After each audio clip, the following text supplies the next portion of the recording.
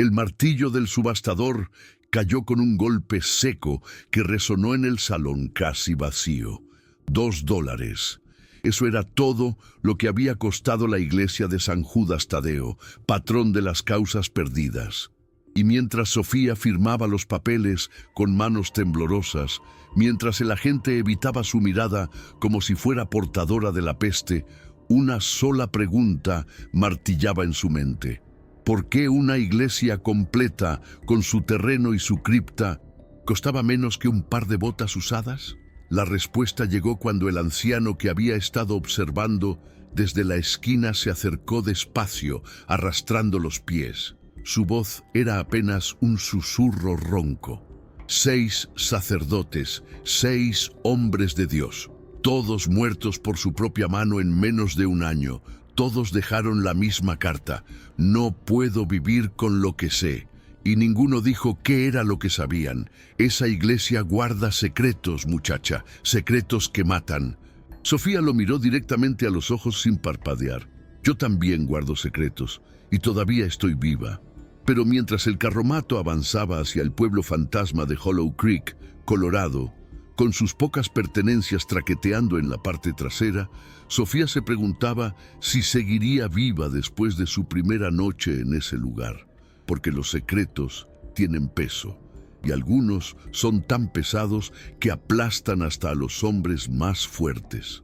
Lo que Sofía no sabía era que esa primera noche en la iglesia no solo le mostraría por qué los sacerdotes habían muerto, le mostraría que la muerte a veces es preferible a vivir con ciertas verdades, y que en la cripta, debajo del altar, entre las lápidas y los huesos de los muertos, alguien había estado esperando a que llegara la persona correcta. La persona lo suficientemente rota, lo suficientemente desesperada, lo suficientemente valiente como para no huir cuando descubriera lo que realmente había pasado allí. Pero para entender por qué una mujer compraría una iglesia maldita, hay que retroceder. Hay que volver al día en que todo en la vida de Sofía se convirtió en cenizas.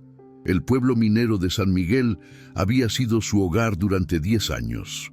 10 años, casada con Diego Montero, un minero de plata que trabajaba turnos de 14 horas en las entrañas de la montaña. Diego era bueno, callado, pero bueno, y aunque su matrimonio no había sido de gran pasión, había sido sólido, respetable, suficiente, hasta que Sofía cometió el error imperdonable de tener opiniones. Fue en la reunión del pueblo, 3 meses antes de que todo se derrumbara. El capataz de la mina, un hombre gordo llamado Bronson, que apestaba a whisky y a crueldad, estaba explicando los nuevos procedimientos de seguridad, que en realidad significaban menos vigas de soporte, menos descansos, más horas de trabajo, todo para aumentar la producción. Los hombres necesitan trabajar más duro, declaró Bronson golpeando la mesa. Hay demasiada holgazanería, demasiadas quejas.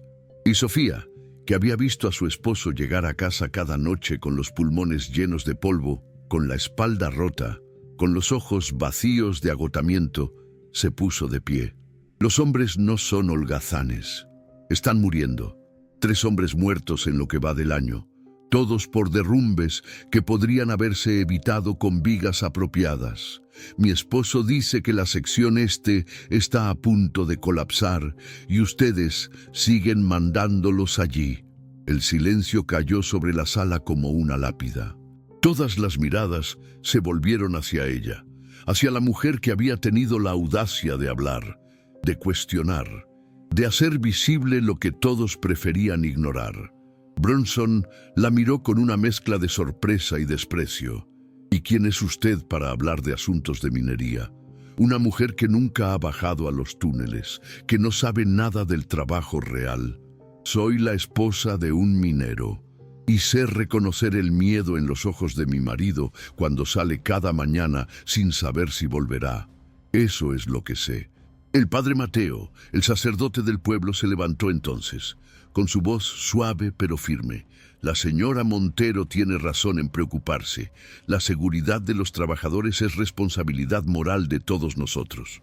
Brunson escupió hacia un lado. La responsabilidad moral no paga salarios, padre. Y si los mineros no están contentos, hay 100 mexicanos esperando para tomar sus lugares. Ahora sugiero que las mujeres se mantengan en sus asuntos y los hombres en los suyos. Sofía quiso seguir peleando, pero Diego la tomó del brazo apretando con fuerza, una advertencia silenciosa, y ella se sentó, con las mejillas ardiendo de rabia y humillación. Esa noche, Diego le habló con una voz que ella nunca le había escuchado, una voz llena de miedo. No vuelvas a hacer eso, por favor. No sabes con quién te estás metiendo. Brunson no es solo el capataz. Trabaja para gente poderosa, gente que no perdona. Y tú vas a seguir trabajando en una mina que se está cayendo a pedazos. Voy a seguir trabajando porque es lo único que sé hacer. Y porque si no trabajo, no comemos. Es así de simple. Pero no era tan simple, porque 2 semanas después, la sección este de la mina colapsó. Exactamente como Diego había advertido, exactamente como Sofía había mencionado en esa reunión. 14 hombres quedaron atrapados, 12 murieron enterrados bajo toneladas de roca. 2 sobrevivieron, arrastrándose hacia la luz con los pulmones destrozados. Diego Montero no fue uno de los afortunados. Sofía supo que algo estaba mal cuando el sol se puso y Diego no volvió a casa. Supo con esa certeza terrible que solo las esposas de mineros conocen. Esa certeza que vive en el estómago como una piedra fría. Corrió hacia la mina y encontró el caos. Mujeres llorando, hombres cavando desesperadamente. Y Brunson, parado a un lado, fumando un cigarro como si nada de esto le importara. Mi esposo. Sofía lo agarró del brazo. Diego Montero. Está muerto. Lo siento. Fue instantáneo. La forma en que lo dijo. Tan casual, tan indiferente, como si estuviera reportando el estado del clima. Usted sabía que iba a pasar y los mandó allí de todas formas. Brunson se quitó su brazo de un tirón. Fue un accidente. Estas cosas pasan en las minas. Su esposo sabía los riesgos. Usted lo asesinó. Asesinó a 14 hombres por codicia. Los ojos de Brunson se endurecieron y su voz bajó a un susurro amenazante. Tenga mucho cuidado con lo que dice, señora Montero. Los accidentes pueden pasarle a cualquiera, incluso a viudas con lenguas demasiado largas. Esa noche, Sofía enterró a su esposo junto a otros 11 mineros en una ceremonia masiva. El padre Mateo dio un sermón sobre el sacrificio y la voluntad de Dios. Y Sofía quiso gritar que Dios no tenía nada que ver con esto, que esto era obra de hombres malvados con dinero y poder, pero mantuvo la boca cerrada, porque Diego estaba muerto y ella estaba sola, y gritar no lo traería de vuelta. Lo que no esperaba era que el pueblo se volviera contra ella. Comenzó con susurros, luego con miradas, luego con rechazo directo. Ella lo provocó con sus quejas. Si se hubiera quedado callada, tal vez habrían reforzado esa sección. Avergonzó a su esposo públicamente. Brunson lo mandó a la sección peligrosa como castigo. Es su culpa. Su maldita boca lo mató. En menos de 2 semanas, Sofía se convirtió en un paria. Nadie le vendía provisiones. Nadie le ofrecía trabajo. El casero le dio 2 días para desalojar la casa de la compañía minera que Diego había rentado. Lo siento, señora. Órdenes de arriba. Esta casa es para empleados activos, pero no tengo a dónde ir. Eso no es mi problema. Intentó hablar con el padre Mateo, rogándole que intercediera. Él la recibió en la iglesia, con ojos llenos de pena, pero también de impotencia. Lo siento, hija, pero la iglesia depende de las donaciones de la compañía minera. Si los desafío, nos cortan los fondos, y hay muchas familias que dependen de nuestra caridad. No puedo arriesgar eso por una persona, ni siquiera cuando esa persona tiene razón, ni siquiera cuando está diciendo la verdad. El padre Mateo bajó la mirada. La verdad no paga salarios, no alimenta bocas hambrientas. Lo siento, de verdad lo siento. pero no puedo ayudarte. Sofía salió de esa iglesia con algo roto dentro de ella, algo que nunca sanaría completamente, porque había aprendido que incluso los hombres de Dios elegían el dinero sobre la justicia. Durante 3 semanas, Sofía sobrevivió con lo poco que tenía. Vendió todo lo que poseía, sus vestidos, los zapatos de Diego, los muebles, todo excepto una pequeña caja de metal donde Diego guardaba sus cosas importantes. Y cuando abrió esa caja, buscando algo, cualquier cosa que pudiera vender, encontró algo que cambió todo. Un cuaderno, pequeño, con páginas llenas de la letra apretada de Diego. Y en esas páginas, anotaciones, fechas, nombres, lugares, números. Diego había estado llevando un registro de todas las violaciones de seguridad, de todas las veces que Brunson había ignorado advertencias, de todas las veces que la compañía había elegido ganancias sobre vidas, y en la última página, escrita con mano temblorosa, una nota: si algo me pasa, que alguien sepa la verdad. No fue accidente, nunca es accidente, es asesinato disfrazado de mala suerte. Sofía sostuvo ese cuaderno contra su pecho y lloró. Lloró por su esposo, que había sido más valiente de lo que ella había sabido. Lloró por ella misma, que ahora tenía una responsabilidad terrible. Y lloró por todas las viudas como ella, que llevaban el peso de verdades que nadie quería escuchar. Intentó llevarlo a las autoridades. El alguacil ni siquiera quiso verla. Señora, su esposo murió en un accidente minero. Es trágico, pero pasa. Si sigue haciendo acusaciones sin fundamento, tendré que arrestarla por difamación. Tengo pruebas, tengo su cuaderno. Papel escrito por un minero muerto no es prueba de nada. Ahora váyase antes de que la arreste por alteración del orden público.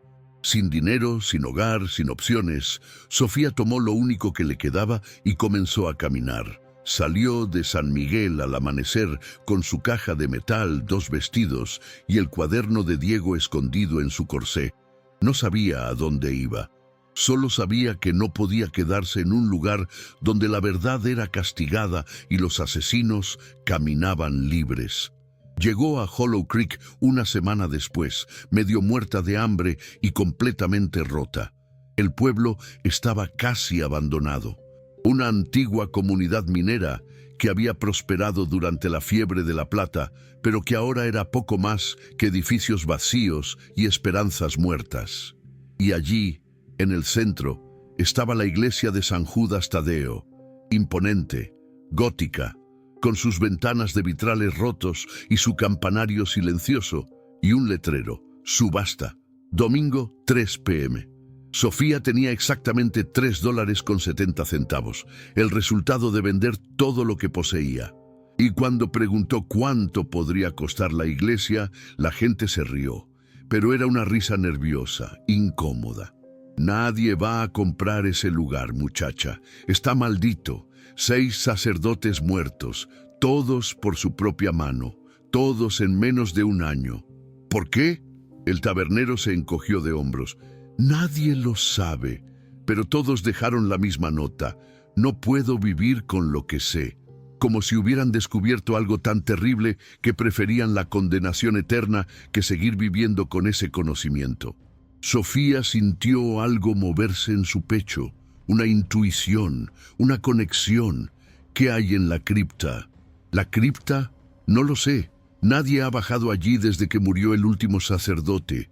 Dicen que hay registros antiguos, archivos de la iglesia, pero también dicen que hay algo más, algo que no debería verse, y fue entonces cuando Sofía supo que tenía que comprar esa iglesia. Porque si 6 hombres de Dios habían preferido morir antes que vivir con cierto conocimiento, entonces ese conocimiento tenía que ser importante. Tenía que ser el tipo de verdad que el poder intentaba enterrar, el tipo de verdad que había matado a su esposo. La subasta fue breve. Solo 2 personas se presentaron: Sofía y un especulador de tierras de Denver que se fue en cuanto escuchó la historia de los sacerdotes suicidas. Sofía ofreció $2. Nadie contraofertó. El martillo cayó. Y ahora, mientras el carromato se detenía frente a la iglesia, mientras Sofía miraba las puertas de madera tallada con su candado oxidado, sintió ese escalofrío familiar, ese presentimiento de que su vida estaba a punto de cambiar otra vez. Rompió el candado con una piedra, las puertas se abrieron con un gemido que sonaba casi humano, y el interior de la iglesia se reveló ante ella. Era hermoso y aterrador al mismo tiempo. Los bancos de madera todavía estaban en su lugar, cubiertos de polvo de años. El altar se elevaba al fondo, con un Cristo crucificado mirando hacia abajo, con ojos que parecían seguir cada movimiento. Los vitrales rotos dejaban entrar luz en patrones de colores rotos, y había un olor. Velas viejas, madera húmeda y algo más. Algo que Sofía no podía identificar, pero que hacía que su estómago se retorciera. Miedo. El lugar olía a miedo. Dejó sus pertenencias en el primer banco y comenzó a explorar. La sacristía estaba intacta. Los vestimentos sacerdotales todavía colgaban en sus ganchos, esperando a sacerdotes que nunca volverían. Los cálices y patenas de la comunión estaban guardados en un armario con llave. Y en el escritorio, abierta, una Biblia, abierta en el libro de Apocalipsis. Y el que estaba sentado en el trono dijo: «He aquí, hago nuevas todas las cosas». Y me dijo: «Escribe, porque estas palabras son fieles y verdaderas». Sofía cerró la Biblia con un escalofrío. ¿Por qué un sacerdote dejaría su Biblia abierta en ese pasaje antes de matarse? ¿Qué había querido decir? Continuó explorando. Encontró una habitación pequeña que debió haber sido las dependencias del sacerdote. La cama estaba hecha, todo ordenado, demasiado ordenado, como si alguien hubiera limpiado después de lo que fuera que había pasado. Y entonces encontró la escalera. Estaba escondida detrás del altar, una puerta de madera gruesa con un símbolo tallado que Sofía no reconocía. Tiró de ella y se abrió con un chirrido. Escaleras de piedra descendían hacia la oscuridad absoluta, la cripta. Sofía sabía que debería esperar hasta el día siguiente, hasta tener luz apropiada, hasta estar descansada. Pero algo la empujaba hacia adelante, una necesidad de saber, una compulsión que era más fuerte que el miedo. Encendió una de las velas del altar y comenzó a bajar. Los escalones eran antiguos, desgastados en el centro por siglos de pies que bajaban a visitar a los muertos. El aire se volvía más frío con cada paso, y ese olor que había notado arriba se volvía más fuerte. No era descomposición exactamente, era algo más viejo, más profundo. La cripta se abría en una cámara de piedra con nichos en las paredes. Cada nicho contenía un ataúd o restos envueltos, y en el centro de la habitación había una mesa grande, una mesa de madera sólida cubierta de documentos. Cientos de documentos, apilados en pilas ordenadas, como si alguien hubiera estado trabajando en ellos recientemente. Sofía se acercó lentamente, levantando la vela para ver mejor. Los documentos eran viejos, algunos en español, otros en latín. Registros de bautismos, matrimonios, defunciones, actas de propiedad, contratos. Y entonces vio algo que hizo que su sangre se helara. Una lista, nombres de niños, edades, lugares de origen, y junto a cada nombre, una cantidad de dinero. $20, $30, $15. ¿Estaba mirando lo que pensaba que estaba mirando? Tomó otro documento, un contrato entre la iglesia de San Judas Tadeo y la compañía minera Silver King, el mismo Silver King que había empleado a Diego, el mismo que había matado a 14 hombres. El contrato era claro: la iglesia proveería trabajadores jóvenes del orfanato y la compañía minera pagaría donaciones generosas a cambio. Trabajadores jóvenes, niños huérfanos siendo vendidos como esclavos a las minas. Sofía sintió náusea subir por su garganta. Dejó caer los documentos y dio un paso atrás, mareada. Esto era lo que los sacerdotes habían descubierto. Esto era lo que no podían vivir sabiendo, que su propia iglesia, la institución que se suponía protegía a los más vulnerables, estaba vendiéndolos para ser explotados y probablemente asesinados en las minas. Y fue en ese momento de horror absoluto que escuchó la voz. Así que finalmente alguien vino, alguien que no huyó. Sofía giró tan rápido que casi deja caer la vela, y allí, emergiendo de las sombras detrás de una columna, estaba un hombre. Era joven, tal vez 30 años, alto y delgado, casi esquelético. Tenía el cabello largo y despeinado, barba sin cuidar. Vestía ropa que alguna vez había sido negra, pero ahora era gris de polvo. Y sus ojos, Dios, sus ojos eran los de alguien que había visto demasiado, que había estado solo demasiado tiempo, que había vivido en la oscuridad hasta casi olvidar la luz. Sofía levantó el candelabro como arma. ¿Quién eres? ¿Qué haces aquí? El hombre levantó las manos en gesto de paz. Sus movimientos eran lentos, cuidadosos, como si estuviera tratando de no asustar a un animal salvaje. Mi nombre es Elías, y vivo aquí, o más bien, existo aquí. No estoy seguro de que lo que hago pueda llamarse vivir. ¿Cuánto tiempo has estado aquí? 2 años, 3. No estoy seguro. Los días se difuminan cuando pasas todo tu tiempo en la oscuridad. ¿Y por qué? ¿Por qué vivir en una cripta? Elías señaló los documentos en la mesa. Por eso, porque alguien tiene que proteger la evidencia. Alguien tiene que asegurarse de que cuando llegue la persona correcta, cuando llegue alguien lo suficientemente valiente como para usar esta información, todavía esté aquí. Los otros sacerdotes no murieron por su propia mano. Fueron asesinados. Cada uno que intentó denunciar esto fue silenciado. Yo soy el único que quedó. Y solo sobreviví porque me escondí aquí abajo antes de que pudieran encontrarme. Sofía procesó esta información lentamente. No era un fantasma, no era un loco, era un testigo, un sobreviviente escondido en las entrañas de una iglesia durante años, protegiendo evidencia que podría destruir a gente poderosa. ¿Cómo sé que estás diciendo la verdad? No lo sabes.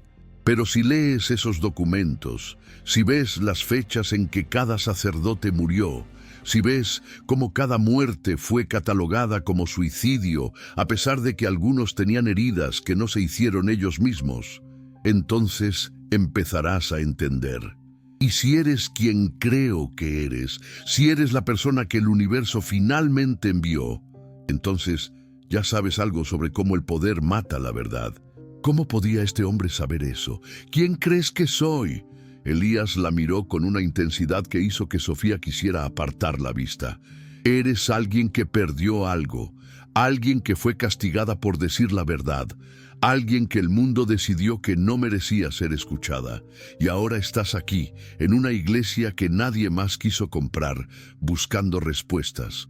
O tal vez buscando redención, o tal vez solo buscando un lugar donde la verdad importe más que el dinero. Las lágrimas quemaron los ojos de Sofía, porque tenía razón en todo.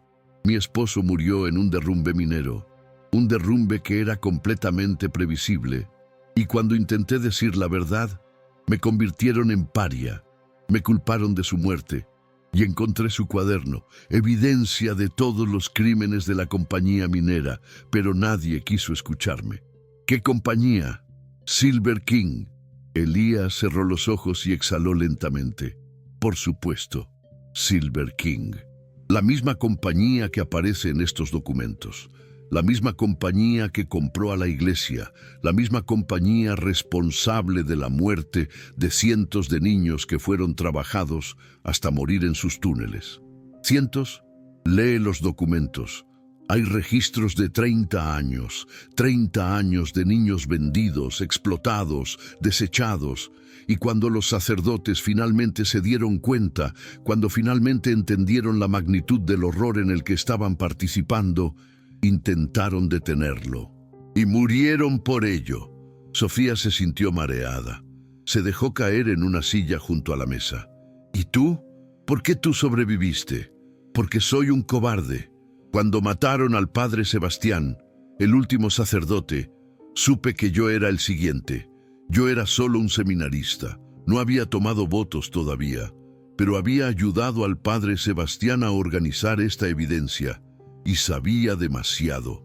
Así que en lugar de huir o denunciar, me escondí, como una rata, en esta cripta, esperando, siempre esperando. Primero esperaba a que fuera seguro salir. Luego esperaba a que alguien más viniera, a que alguien más encontrara esto. Y después de un tiempo, simplemente esperaba para morir. Pero incluso en eso, soy cobarde, porque no puedo hacerlo. No puedo matarme sabiendo que la verdad moriría conmigo. No eres un cobarde, eres un sobreviviente. Hay una diferencia entre sobrevivir y vivir. Yo he sobrevivido, pero dejé de vivir hace mucho tiempo. Sofía lo miró, realmente lo miró, y vio algo más allá del aspecto descuidado y los ojos atormentados. Vio a un hombre que había sacrificado todo por proteger una verdad, que había renunciado a su libertad, su salud mental, su humanidad, para mantener viva la posibilidad de justicia. Entonces, vivamos juntos. Ambos dejamos de vivir, pero tal vez juntos podamos recordar cómo se hace. Elías la miró con algo que podría haber sido esperanza, o tal vez solo confusión. ¿Qué estás sugiriendo? Que uses esta evidencia, que la usemos juntos, que hagamos lo que los sacerdotes intentaron hacer, que expongamos a Silver King, que llevemos a estos monstruos a la justicia, no solo por los niños que murieron, sino por mi esposo, por los sacerdotes, por todos los que fueron silenciados. Nos matarán, igual que mataron a los demás, tal vez, pero al menos moriremos peleando, al menos moriremos haciendo algo que importe. ¿No es mejor eso que pudrirse aquí abajo en la oscuridad? Elías no respondió inmediatamente, y Sofía vio la batalla interna reflejada en su rostro. El miedo contra la desesperación, la esperanza contra el trauma. Finalmente asintió. Está bien, lo intentamos, pero necesitamos ser inteligentes. Silver King no es solo una compañía minera. Tiene políticos en su bolsillo, jueces, alguaciles, incluso obispos. Si vamos directamente con las autoridades locales, estaremos muertos antes de que termine la semana. Entonces, ¿qué hacemos? Primero, organizamos la evidencia. La documentamos apropiadamente. Hacemos copias. Segundo, encontramos testigos dispuestos a hablar. Tiene que haber sobrevivientes, niños que escaparon, trabajadores que vieron cosas. Tercero, encontramos a alguien fuera del alcance de Silver King, un periodista de una ciudad grande, un político federal, alguien que tenga poder pero que no esté comprometido. ¿Cuánto tiempo tomará eso? Semanas, tal vez meses, pero es la única manera. Si nos apresuramos, morimos. Y la evidencia desaparece con nosotros. Sofía asintió. Tenía sentido, y además no tenía ningún otro lugar a donde ir, ningún otro propósito. Entonces empecemos. Esa noche fue extraña. Sofía limpió una de las habitaciones del segundo piso de la iglesia y preparó una cama improvisada. Elías se quedó en la cripta como siempre. Decía que no podía dormir en superficie, que después de 2 años bajo tierra, la luz y el espacio abierto lo abrumaban. Pero antes de separarse, Sofía le llevó comida. Pan duro que había comprado en el último pueblo, algo de queso, agua fresca del pozo de la iglesia. Elías miró la comida como si fuera un milagro. Hace meses que solo como ratas. ¿Ratas? Hay muchas en la cripta.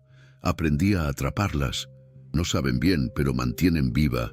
Hay que hacer lo que hay que hacer para sobrevivir. Sofía sintió su corazón partirse. Este hombre había caído tan bajo, había sufrido tanto por proteger algo más grande que él mismo. Ya no más ratas. Te traeré comida. Comida de verdad. ¿Por qué harías eso por mí? Soy un extraño y claramente estoy un poco loco, porque ambos estamos luchando la misma guerra, y la gente en guerra necesita aliados, no enemigos. Algo cambió en el rostro de Elías. Una emoción que había estado enterrada durante tanto tiempo que casi había olvidado cómo sentirla. Gratitud, conexión, esperanza. Durante los siguientes días, Sofía y Elías trabajaron juntos. Él le enseñó a leer latín para que pudiera entender los documentos de la iglesia. Ella le enseñó a no tener miedo de la luz del día, llevándolo poco a poco hacia arriba, primero a la sacristía, luego al altar, finalmente al exterior. La primera vez que Elías vio el sol después de 2 años, lloró. Lágrimas silenciosas corriendo por sus mejillas mientras levantaba su rostro hacia el cielo. Había olvidado cuánto duele, cuán hermoso es. Y Sofía, que también había olvidado la belleza en medio de tanto dolor, lloró con él. Trabajaban principalmente de noche, cuando era menos probable que alguien los viera. Organizaban documentos, hacían listas, identificaban nombres y fechas. Y lentamente, una imagen horrible pero clara emergió. Silver King había estado comprando niños huérfanos de múltiples iglesias durante décadas. Los niños eran llevados a las minas con contratos de aprendizaje que en realidad eran esclavitud. Trabajaban en los túneles más peligrosos, en los espacios más pequeños donde los adultos no cabían. Y cuando morían, eran enterrados en fosas comunes sin marcas, sin registros oficiales, sin nadie que preguntara por ellos. ¿Cuántos? Sofía preguntó una noche con la voz quebrada. Basándome en los documentos, al menos 500 niños en los últimos 30 años. Probablemente más. Estos son solo los que tienen registro. 500 niños. 500 futuros robados. 500 gritos silenciados. Tenemos que detenerlo. No solo castigar a los responsables, tenemos que asegurarnos de que nunca vuelva a pasar. Para eso necesitamos más que evidencia. Necesitamos que la gente se importe, y la gente no se importa a menos que pueda ver, tocar, sentir el horror. Necesitamos testimonios de sobrevivientes. Y así comenzó la segunda fase de su misión. Durante las semanas siguientes, Sofía viajó a pueblos vecinos preguntando discretamente por niños que habían trabajado en las minas de Silver King. Por trabajadores que habían visto cosas, por cualquiera dispuesto a hablar. Fue peligroso. Cada conversación era un riesgo. Cada pregunta podría alertar a las personas equivocadas. Pero Sofía había aprendido a ser cuidadosa, a leer a las personas, a saber en quién confiar, y encontró testigos. No muchos.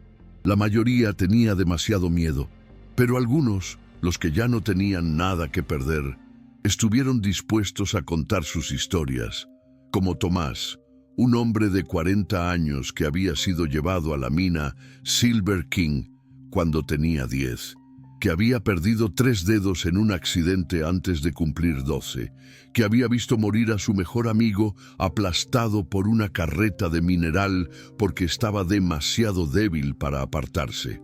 Éramos fantasmas, dijo Tomás con voz rota. Para ellos no éramos humanos, éramos herramientas. Y cuando una herramienta se rompe, la tiras y consigues otra. O como Elena, una mujer que había sido cocinera en uno de los campamentos mineros, que había alimentado a niños de 8, 9, 10 años, todos con los ojos vacíos de alguien que ha perdido la esperanza. Intenté ayudarlos, darles comida extra, curar sus heridas, pero me amenazaron. Me dijeron que si volvía a interferir, me despedirían. Y yo necesitaba el trabajo, así que dejé de ayudar. Y esa culpa me ha comido viva durante 20 años. Cada testimonio era un puñal en el corazón. Cada historia confirmaba el horror documentado en los papeles de la cripta. Y cada testigo representaba una persona que finalmente tendría la oportunidad de ser escuchada, Pero mientras Sofía recolectaba testimonios, algo más estaba sucediendo. Ella y Elías estaban cambiando, sanando, encontrando en el otro algo que ambos habían perdido: humanidad. Elías enseñaba a Sofía sobre filosofía, sobre teología, sobre las grandes preguntas que había estudiado en el seminario. Y en esas conversaciones nocturnas, junto a la luz de las velas, Sofía descubría que su mente era tan aguda como la de cualquier hombre educado, que tenía opiniones válidas sobre Dios y el bien y el mal, que su voz merecía ser escuchada. Sofía enseñaba a Elías sobre la vida fuera de los libros, sobre cómo cocinar algo más complejo que ratas asadas, sobre cómo reír otra vez, sobre cómo tocar a otro ser humano sin miedo. Y en esas lecciones simples, Elías redescubría lo que significaba ser humano, en lugar de solo un guardián de secretos, y lentamente, inevitablemente, se enamoraron. No fue como en las novelas románticas. No hubo declaraciones grandiosas o gestos dramáticos. Fue en los pequeños momentos, en la forma en que Elías se aseguraba de que Sofía comiera suficiente cuando estaba demasiado concentrada en su trabajo. En la forma en que Sofía tocaba gentilmente el hombro de Elías cuando las pesadillas lo hacían gritar en la cripta. En la forma en que sus ojos se encontraban a través de la mesa de documentos y se sostenían un segundo más de lo necesario. Una noche, después de un día particularmente difícil, donde Sofía había tenido que escuchar el testimonio de un hombre que había visto morir a su hijo en la mina, ella colapsó. Simplemente se rompió. Años de dolor, de pérdida, de lucha, todo saliendo en sollozos que sacudían su cuerpo entero. Elías no dijo nada. Solo la envolvió en sus brazos y la sostuvo mientras lloraba. Y cuando finalmente ella pudo hablar, cuando finalmente pudo articular lo que sentía, lo que dijo cambió todo. No puedo seguir haciendo esto sola, no puedo cargar este peso sola. Necesito que seas más que mi aliado. Necesito que seas mi razón para seguir adelante cuando todo me dice que me rinda. Elías la miró con ojos llenos de lágrimas propias. Ya lo soy. Desde el momento en que bajaste esas escaleras y no huiste. Desde el momento en que decidiste pelear en lugar de rendirte. Eres la razón por la que recordé que vale la pena vivir. Se besaron en la cripta, rodeados de los huesos de los muertos y la evidencia de los crímenes de los vivos. Un beso que sabía a sal y a esperanza. Un beso que sellaba un pacto. Juntos hasta el final, cualquiera que fuera ese final. Pero el universo, como siempre, tenía otros planes. 2 días después, mientras Sofía estaba en el pueblo comprando provisiones, un hombre la abordó. Era joven, bien vestido, con una sonrisa que no llegaba a sus ojos. «Señora Montero, ¿verdad?». Sofía sintió el peligro inmediatamente, pero mantuvo la calma. «¿Quién pregunta?». «Soy el señor Blackwell. Represento los intereses de la compañía minera Silver King, y me he enterado de que usted ha estado haciendo preguntas. Preguntas sobre asuntos que no le conciernen. No sé de qué habla». Blackwell se acercó más. Su voz bajó a un susurro amenazante. «Sé exactamente qué está haciendo. Sé que compró la iglesia. Sé que ha estado hablando con antiguos trabajadores. Y sé que ha encontrado ciertos documentos en la cripta, documentos que pertenecen a personas privadas. Documentos de crímenes, de asesinatos, de esclavitud infantil. Documentos que fueron obtenidos ilegalmente. Y que si intenta hacerlos públicos, la acusaremos de robo, de allanamiento, de difamación. La meteremos en prisión y perderá todo lo que ha construido. No tengo nada que perder. Ya me quitaron todo». «Ah, sí. ¿Y qué hay del hombre que vive con usted en la iglesia? El ex seminarista Elías Moreno, el que se supone que murió hace 2 años». El que actualmente tiene una orden de arresto por el asesinato del padre Sebastián. El mundo se detuvo. Sofía sintió que el suelo se abría bajo sus pies. Eso es mentira. Él no mató a nadie.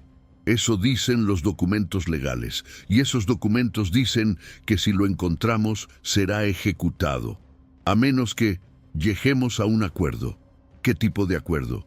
Simple. Usted entrega todos los documentos que encontró, firma un papel diciendo que no hará más acusaciones, y nosotros olvidamos que sabe dónde está el señor Moreno. Todos ganan. Todos, excepto los cientos de niños muertos que merecen justicia. Los muertos no necesitan justicia. Los vivos sí necesitan protección.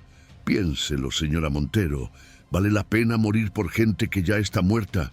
¿O prefiere vivir para honrar la memoria de su esposo de una manera más práctica? Sofía quiso escupirle, golpearlo, gritar, pero sabía que eso solo empeoraría las cosas, así que respiró profundamente y habló con una calma que no sentía. Necesito tiempo para pensarlo. Tiene 24 horas. Después de eso venimos por los documentos y por el señor Moreno. De una manera u otra, Blackwell se fue, dejando a Sofía temblando de rabia e impotencia. Corrió de vuelta a la iglesia, su mente trabajando frenéticamente. ¿Cómo habían descubierto todo? ¿Quién los había traicionado? ¿Y cómo protegían ahora tanto la evidencia como sus propias vidas?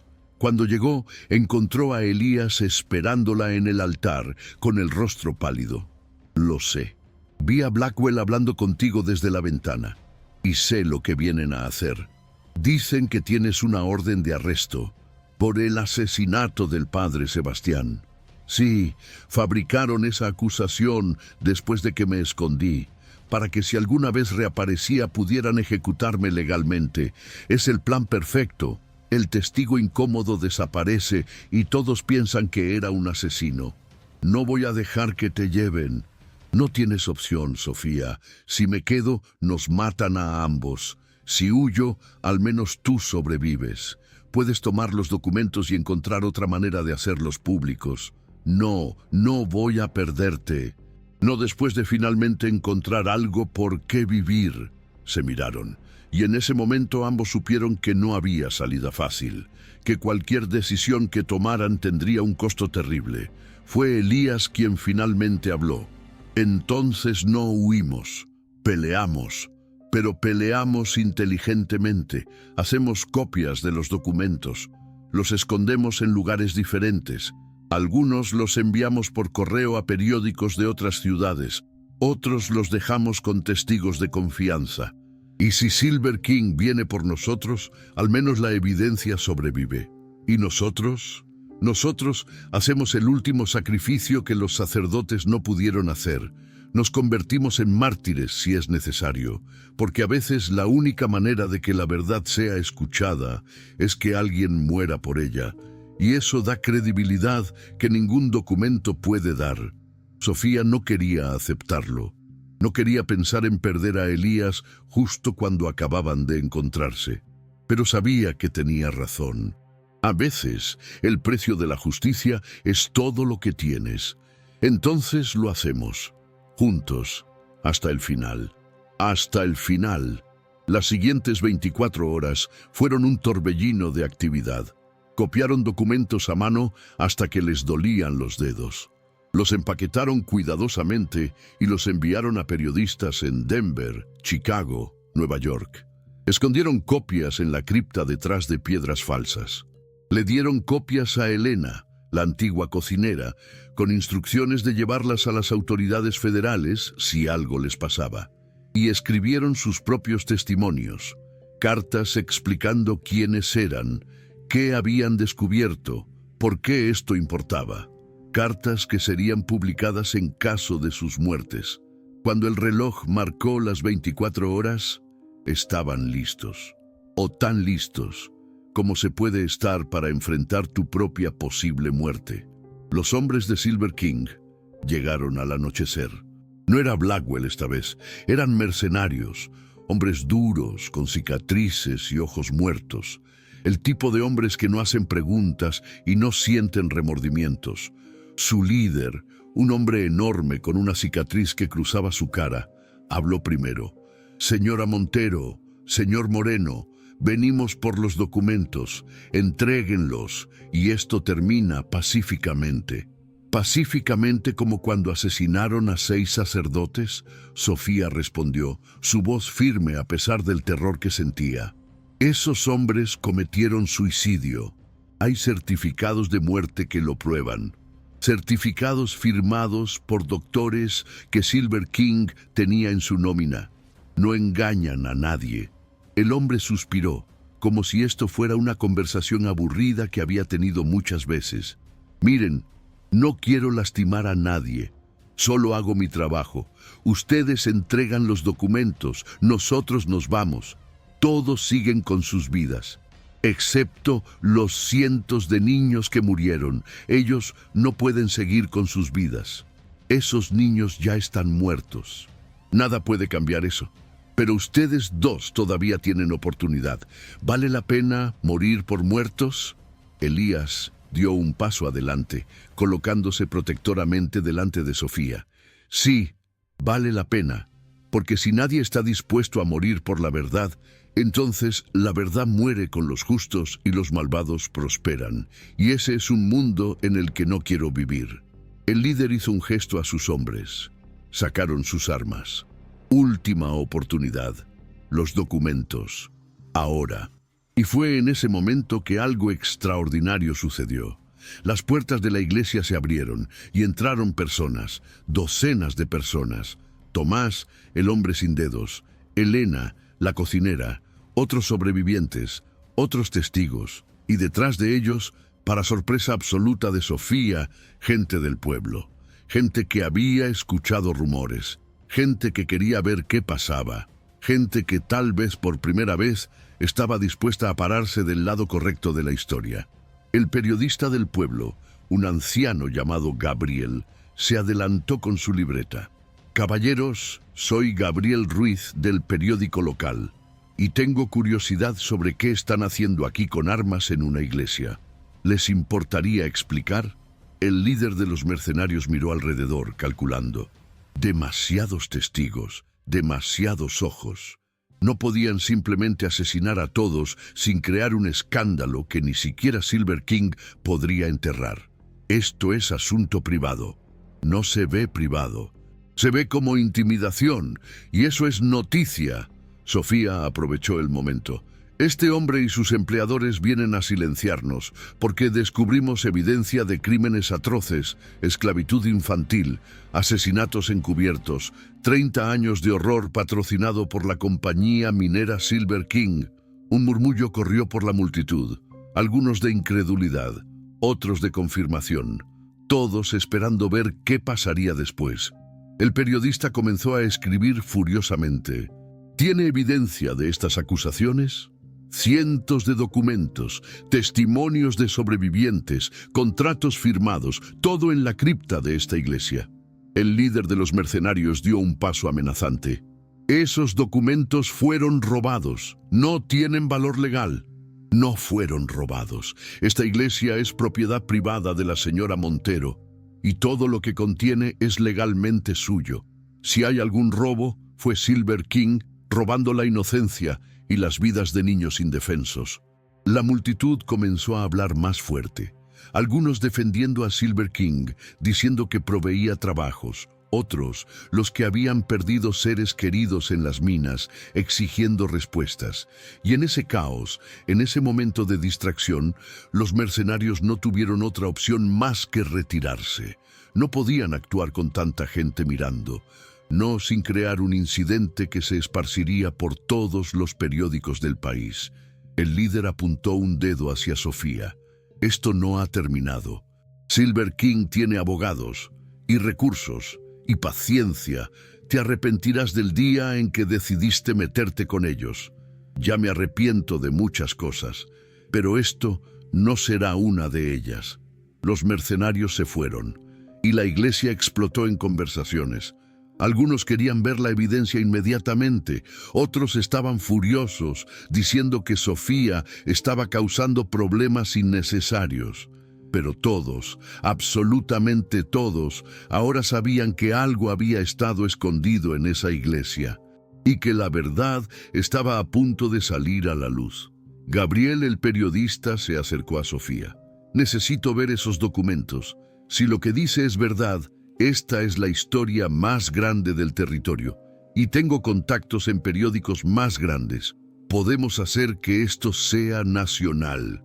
Ven mañana, te mostraremos todo. Esa noche, después de que todos se fueran, después de que la adrenalina se disipara, Sofía y Elías se sentaron en el altar, exhaustos pero vivos. No puedo creer que lo hiciéramos, Sofía susurró. No puedo creer que sobrevivimos. Todavía no hemos ganado. Silver King peleará, con todo lo que tienen. Pero dimos el primer paso, y ese es el más difícil. Sofía tomó la mano de Elías, entrelazando sus dedos. ¿Qué pasa ahora? Ahora peleamos, legalmente esta vez, con abogados y tribunales. Será largo, será agotador, pero finalmente tenemos una oportunidad. ¿Y nosotros? ¿Qué pasa con nosotros? Elías la miró con esos ojos que finalmente habían encontrado luz después de tanto tiempo en la oscuridad. Nosotros nos quedamos juntos, pase lo que pase, porque tú me salvaste tanto como yo te salvé a ti, y eso es algo que no voy a dejar ir nunca. Se besaron en el altar de la iglesia, que había sido escenario de tanto horror, pero que ahora se estaba convirtiendo en símbolo de esperanza. Los siguientes meses fueron exactamente lo que Elías había predicho. Largos, agotadores. Silver King usó todos sus recursos para desacreditar la evidencia. Contrataron a los mejores abogados, sobornaron a jueces, amenazaron a testigos, pero Sofía y Elías no se rindieron. Y no estaban solos. Gabriel publicó la historia completa, con nombres, fechas, documentos escaneados. Otros periódicos la recogieron. La indignación pública creció. Y finalmente, las autoridades federales no tuvieron otra opción más que investigar. El juicio fue un espectáculo. Los directivos de Silver King negaron todo. Sus abogados argumentaron que los documentos eran falsificaciones, que los testigos eran mentirosos buscando dinero, que todo era una conspiración de competidores envidiosos. Pero la evidencia era abrumadora. Documento tras documento, testimonio tras testimonio. Y cuando Tomás subió al estrado, levantó su mano sin dedos y describió cómo se los había perdido a los 12 años porque la compañía lo había puesto a operar maquinaria peligrosa, sin entrenamiento. Algo cambió en la sala del tribunal. Ya no era sobre números en papel. Era sobre seres humanos, sobre niños que merecían haber crecido, amado, vivido. El veredicto llegó después de 3 semanas de deliberación. Culpables en todos los cargos: explotación infantil, asesinato, conspiración, soborno. Todo. Los ejecutivos de Silver King fueron sentenciados a prisión. La compañía fue multada con millones. Y más importante, se estableció un fondo para compensar a las familias de las víctimas y para los sobrevivientes. No era suficiente, nunca podría ser suficiente, pero era justicia. Por primera vez, los poderosos habían pagado por sus crímenes. Y la iglesia de San Judas Tadeo, que había sido lugar de muerte y secretos, se convirtió en otra cosa. Sofía y Elías la transformaron en un orfanato. Un lugar donde niños sin hogar podrían crecer con seguridad, amor, educación. Un lugar donde el horror del pasado se convertía en esperanza para el futuro. Se casaron allí, en el mismo altar donde habían peleado por sus vidas. El padre Ignacio, quien había viajado desde San Miguel para disculparse con Sofía por su cobardía anterior, ofició la ceremonia. Hermanos y hermanas, dijo con voz llena de emoción, estamos aquí para celebrar no solo la unión de 2 almas, sino la redención de un lugar.